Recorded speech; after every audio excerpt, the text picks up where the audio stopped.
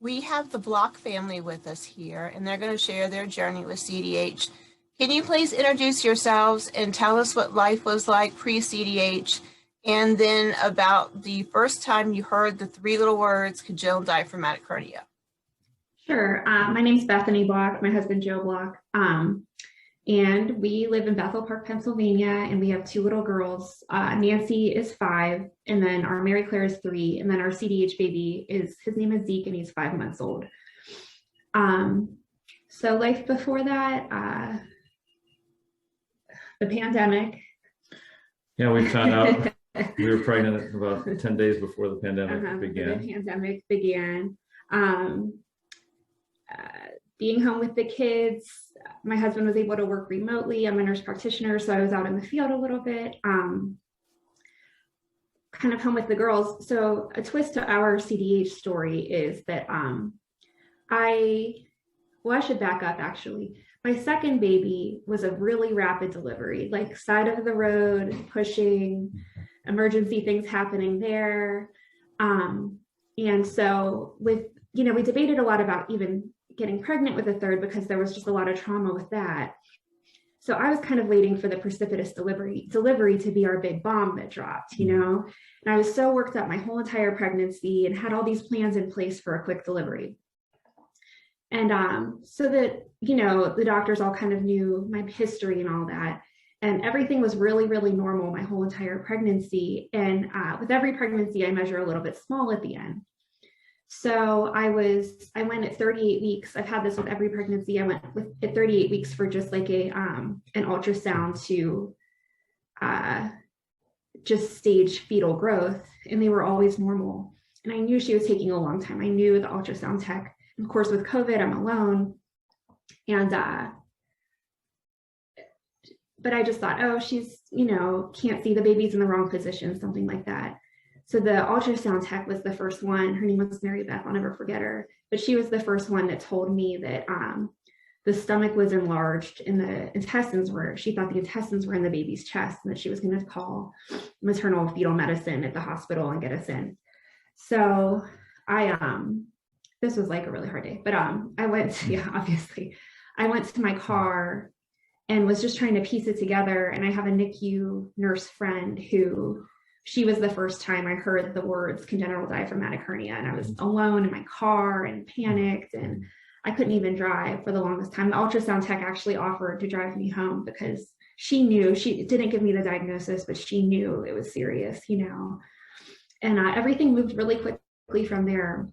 We went down, they sent us immediately, maybe 2 hours, 3 hours later, to talk to maternal fetal medicine and the NICU doctors. Because of my precipitous labor history, they were going to just keep me and induce me maybe after the weekend.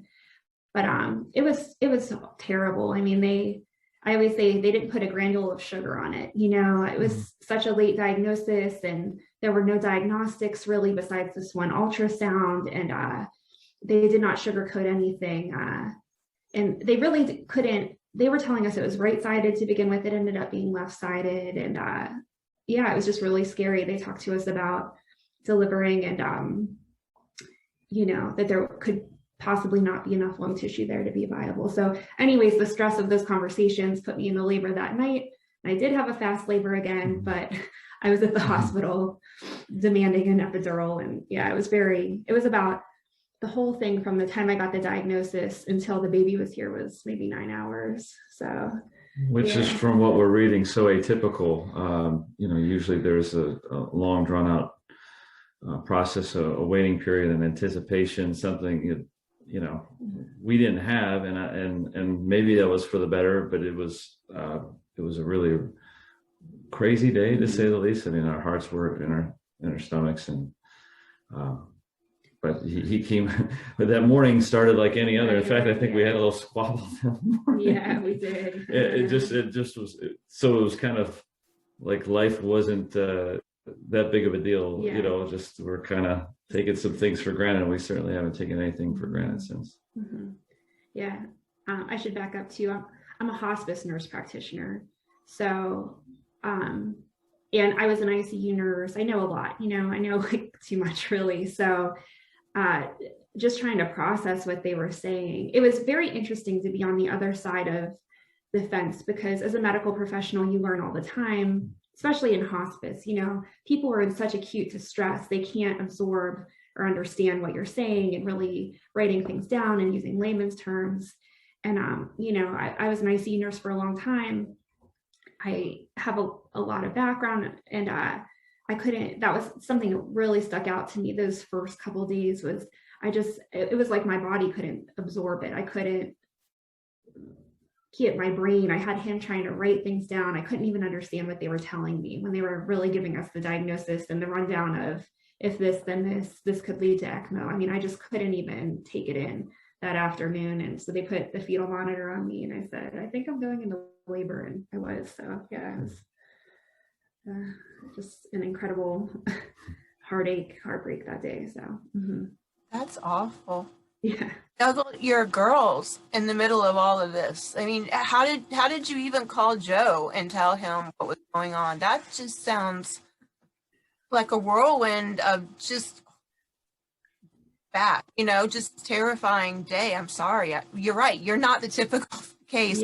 Yeah. Most families don't go through like this. Either they're diagnosed at birth and through the whole pregnancy, or they're diagnosed early in pregnancy. But this one day whirlwind that you had. Yeah. I don't know how you were able to drive home. That's what I still can't. I mean, to have that sort of strength, and like you were saying, you know, trying to have me write down some of the information, which I am not at all medically inclined. I had no idea how to spell half the words they were saying or what they meant, but you know, you had to be mom of the baby, and you also were trying to wear a second hat of trying to be the medical professional to, you know, reason and interpret. I don't know how you were able to try to process all that. Meanwhile, you're going to give birth, which, you know, in the most normal and reliable of circumstances is one, you know, the biggest event in a woman's life, and so and painful, you know, and so you had that all together as best you could that day, and I don't know how you did it.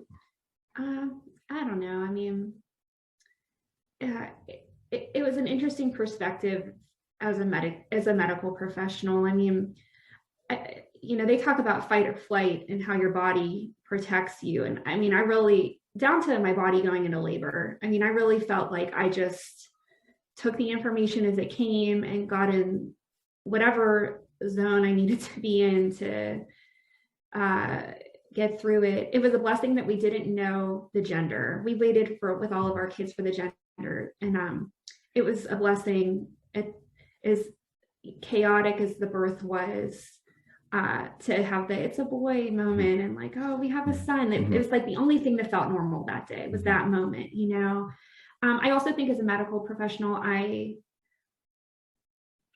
totally understood the implications, and I, as much as I could for how fast it was, but I felt right away like we are so blessed that they found this, like they were meant to find this today. You know, just that they knew at birth. I always said I wanted a high level NICU. I always said that, you know, and because of the rapid birth, we were actually going to go to a smaller hospital that was closer to home.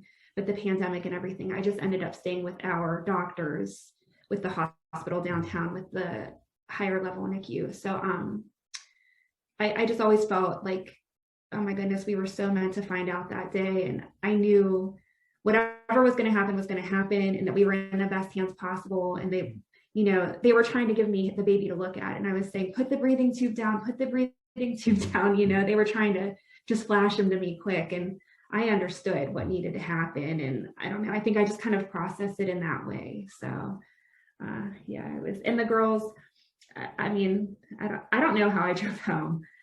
That was definitely, yeah, I barely remember it, but and I wasn't fully understanding what was taking place. I knew something was serious, but it still didn't occur to me that it could be very life-threatening. I started looking at the internet in the parking lot before I left, and I realized right away I needed to just turn that off and just put my nose to the grind and get to the next steps of the day. I knew I couldn't just go down. I didn't have time to go down that rabbit hole and I saw just some of the basic statistics that we all know of, 30 to 50% mortality and things like that. And I just knew right away, I just needed to get to the next step. And it almost gave me like something to do to get home and get the girls organized and kind of get this plan in place to get down there. I didn't know I was going to go into labor that night, but we were, we went ready, and I knew they would keep me because of the rapid birth, and so.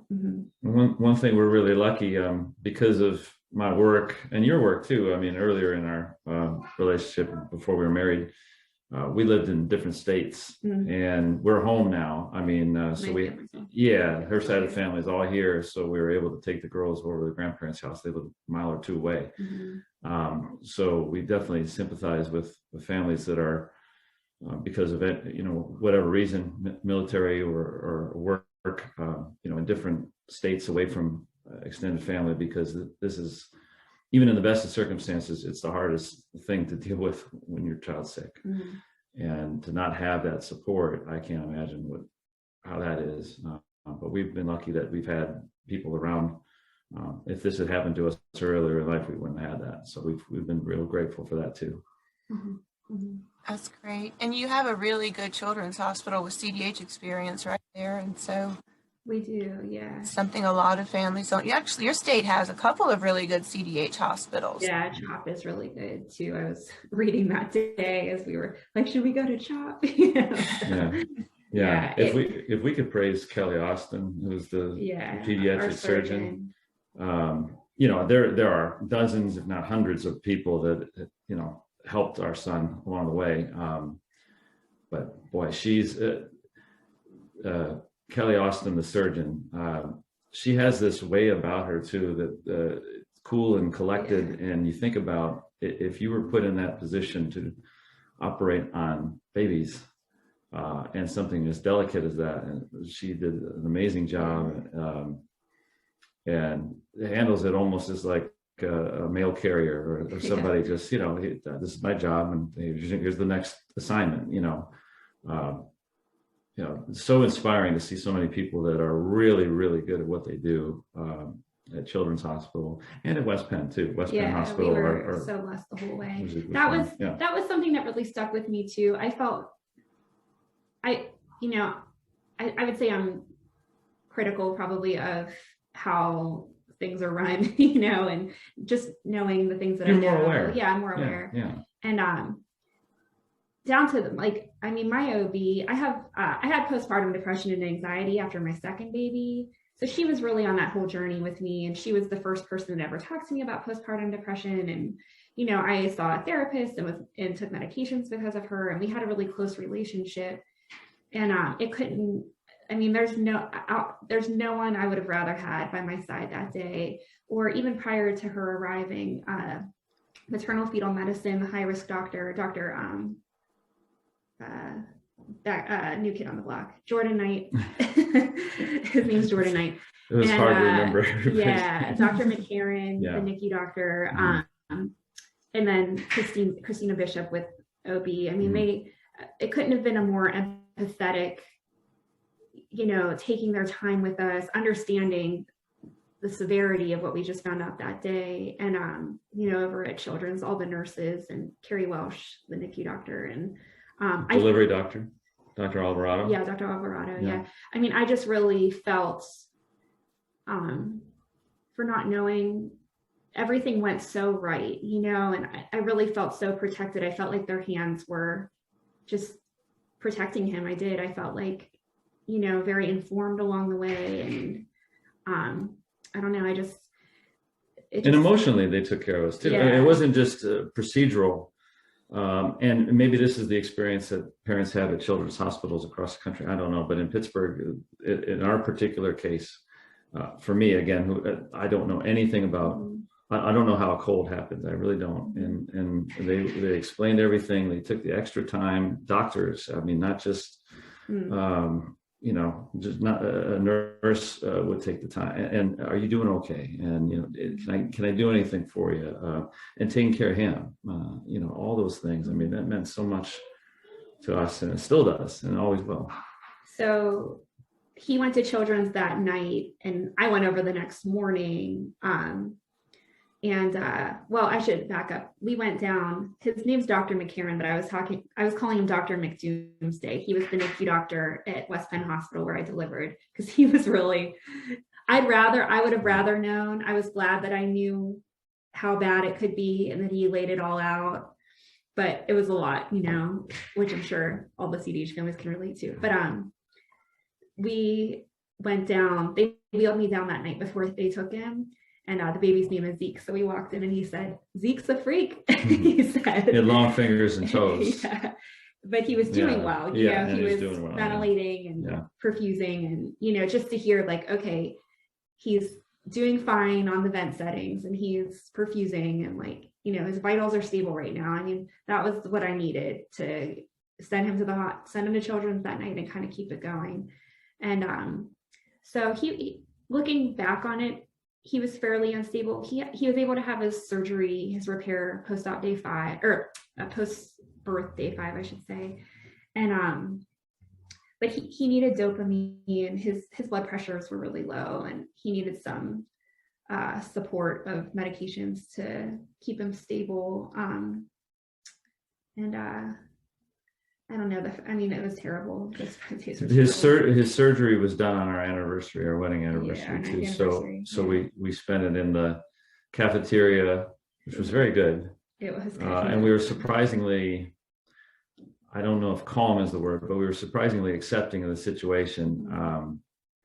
You know, because, you know, I don't know. I think we were thinking along the way of possibilities. And we were not out of the woods at any stage, you know, at day 5 by any means. We didn't know how the surgery was going to come out, but they kept, you know, reassuring us that, you know, there are good outcomes that are likely. And, you know, I guess we just kept believing in it. You know, I think we're people of faith, and I think that played a big part of it. And, but, you know, the doctors and nurses and the technicians and everybody involved kept, you know, Dr. McCarran, you know, told us what could happen, you know, but, and they told us what could happen, but they were also telling us what could happen positively. And I think that really helped us. You know, there was no sugarcoating, but it was also a way for us to cope in the moment, I think, too. He had his repair day 5, and I guess, well, I should back up. He had a thoracoscopic repair, and there was enough diaphragm there to repair it. So I come back to this a lot, looking at the CDH page. You know, I mean, we are the luckiest. Like, we are so blessed. Like, we know all the time. Like, I don't know, my heart goes out so much for the other parents on those pages and just the babies. And I mean, I think we all root for each other and root for the babies that do well, but my heart breaks for the babies that don't have such positive outcomes. Even down to, it was crazy that day. It was crazy to find out.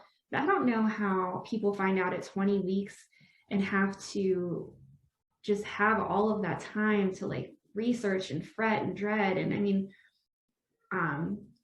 I don't know. I mean, it's two completely different experiences, that's for sure.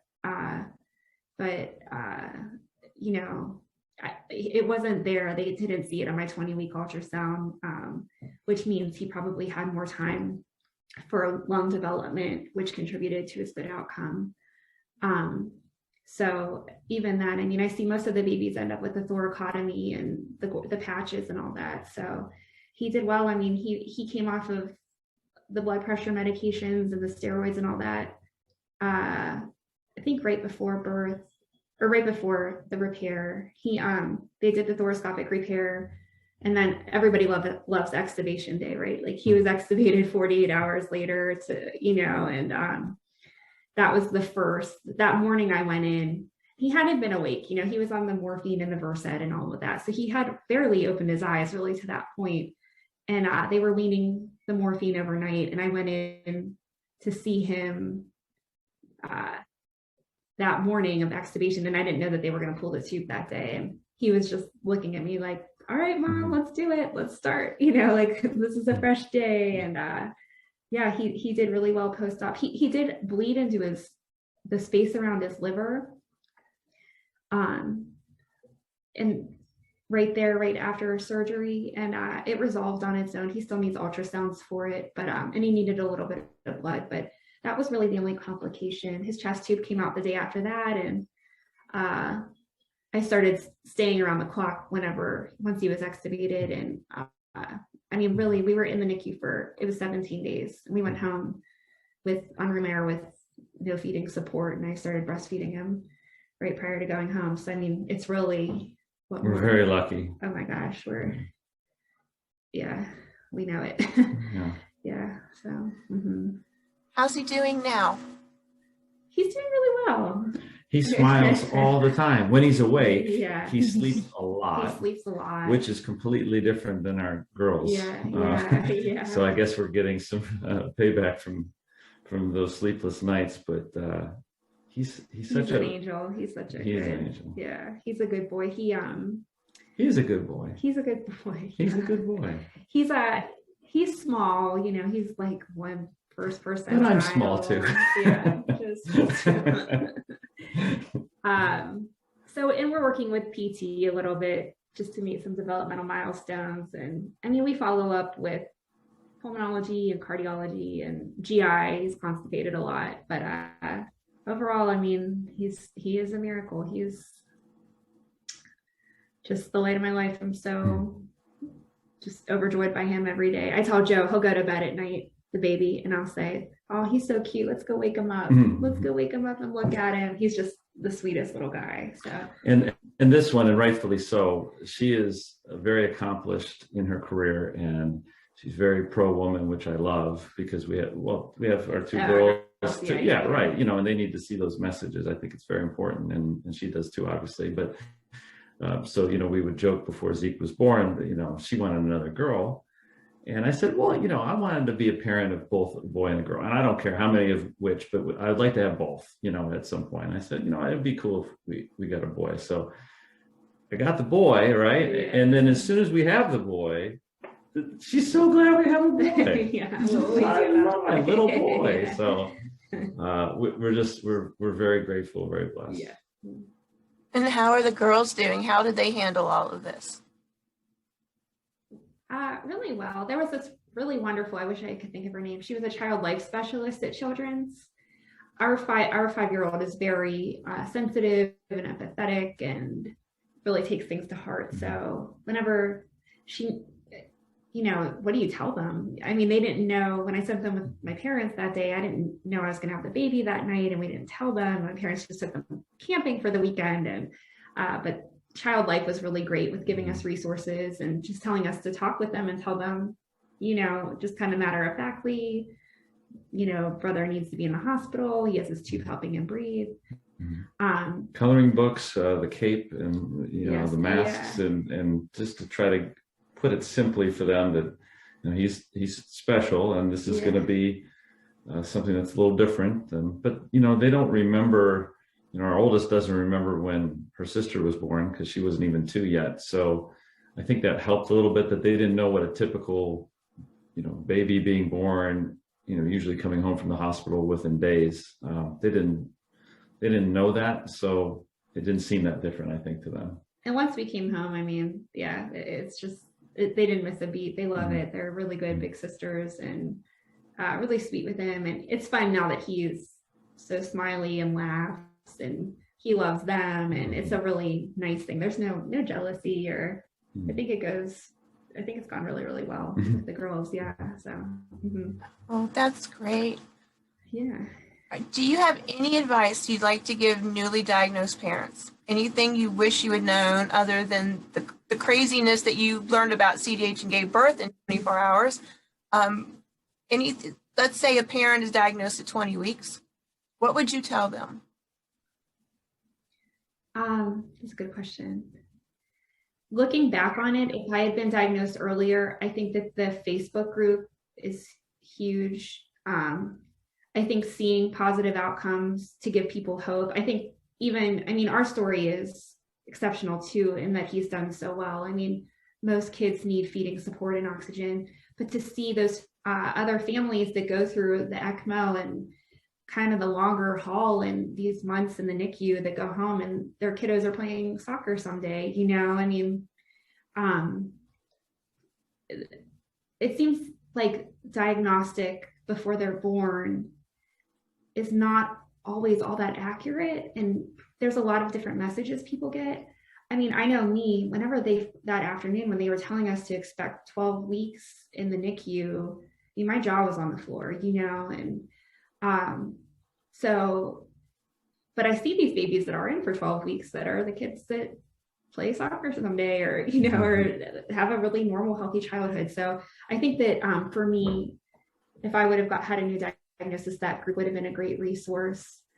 I think you have to be careful about where you get your information from. You know, there's just so many terrifying statistics. I think, you know, doing your research, listening to medical professionals that you trust, doctors that you've looked into, that you trust to evaluate you and the baby and take this on. I think that having that as your source is important. What else would you say? I mean, that's why, you know, having CDH International is so valuable, because everything is in one place, and, you know, it's a community that exchanges real life situations, and you can see all the different examples of, okay, my kid is going through a similar thing, or here's an outcome, you know, and here's another outcome, and here's another outcome, and like you said, maybe this here's some positive results over the course of some time, and it gives the parents some encouragement, actual information, medically based information, because you know, CDH is rare, and it's not you know, wildly funded. It's not wildly researched because of the funding gap, and so you have the opportunity to go to one place with CDH International and see really some facts and some information, and have other people to exchange ideas with, sympathize, you know, and just try to figure out what's going on, because it is such a whirlwind. It's not something that anybody really probably comes into and knows about until it happens to you. And you're stronger than you know. I tell moms that on the CDH International page all the time. I mean, you get it's the heartbreak of your life, you know. I mean, it shatters you, it does, but once that baby's here and you need to pick up your pieces and, you know, be there, you're going to do it. You know, you're going to be strong, and you're going to find that within. And also with that, relying on your partner, you know, I mean, we've been through hard things before in life together, but I think this more than ever just was just such a experience to go through and rely on each other, and just kind of bounce things off of each other and get through together. So you're not alone. Yeah. Well, thank you both very much for sharing your family with us and taking the time to do the interview. We really appreciate it, and we look forward to seeing more of you at the events. Hopefully you'll be at the conference at the end of the month. It's online, so we hope to see you there. Yeah, sounds great. Thank you. Thank you.